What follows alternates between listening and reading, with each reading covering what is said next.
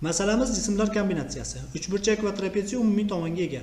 Uchburchakning parallel tomonlari 6 va 4. Demak, o'xshashlikdan foydalansak, bu 6 yu 4 nisbatda bo'lingan bo'lsa, yuqori GS ga 2A qolgan. U holda B ga 4A bo'lishi kerak. Ana o'sha 4A ning o'rtasini belgilasak, yuqoriga 2A qoladi, pastga ham 2A qoladi. O'sha o'rtadagi nuqtani YH ning o'rtasi bilan tutashtirib yuborsak, uni B bilan belgilasak, bu yerda trapetsiyaning bitta o'rta chiziqlaridan birini belgilab qo'ygan bo'lamiz.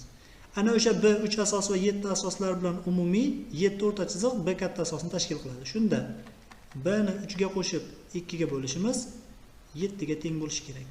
2 ni ko'paytirib 3 ni ayirib yuborsak, B ning 11 ligini topamiz. Endi B 7 va X asoslari uchun o'rta chiziq bo'lyapti. X ni 7 ga qo'shib turib 2 ga bo'lishimiz B ga, ya'ni 11 ga teng. 2 ni ko'paytirib 7 ni ayirib o'tkazsak, X ning 15 ligi kelib chiqadi. Demak, bizda javob B bo'ladi.